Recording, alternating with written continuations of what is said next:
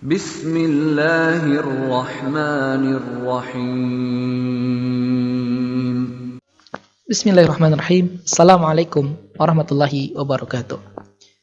Sahabat Al-Quran, Alhamdulillah memasuki materi kedua. Kiat sukses mempelajari Al-Quran. Segala sesuatu yang kita bahas di pertemuan pertama, tentunya ada penyakit pasti ada obatnya.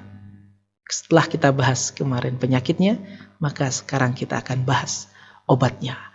Kiat sukses mempelajari Al-Quran yang pertama adalah ikhlaskan hati, ingin bisa tanpa paksaan. Karena tanpa ini, jika hati dipaksa, tentunya pembelajaran tidak akan sempurna, tidak akan didapat dengan baik. Pastikan untuk ingin bisa tanpa paksaan. Bukan karena paksaan orang tua, bukan karena paksaan suami, juga bukan paksaan istri. Tetapi karena murni hati kita ingin bisa membaca Al-Quran. Yang kedua, mulai belajar tanpa tunda. Karena usia kita tidak tahu kapan Allah akan memanggil, maka dari itu persiapan adalah jalan utama untuk menujunya.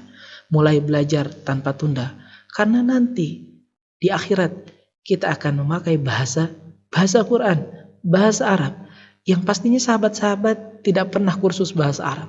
Dan kemampuan kita berbahasa Arab nanti di akhirat ditentukan dengan seberapa besar intensitas kita berinteraksi dengan Al-Quran.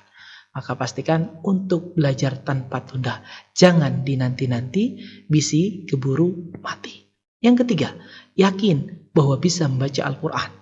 Saya makan nasi, antum semua pun makan nasi. Saya minum air, antum semua pun minum air. Allah sudah memberikan modal yang sama, akal, pikiran, hati, telinga, dan mulut untuk dipakai sebagai modal beribadah. Yang membedakan adalah niat. Pastikan niat kita untuk belajar Al-Quran. Yakin bahwa Allah yang memudahkannya. Yang keempat, kiat sukses mempelajari Al-Quran, semangat belajar, mengikuti dan mempraktikkan materi. Makna Quran itu bermakna berarti bacaan, sehingga ada aktivitas fisik berupa bergeraknya mulut, bergetarnya pita suara, dan keluarnya bunyi di mulut kita. Sehingga semakin kita bersemangat, maka semakin tertanam dalam bawah sadar kita.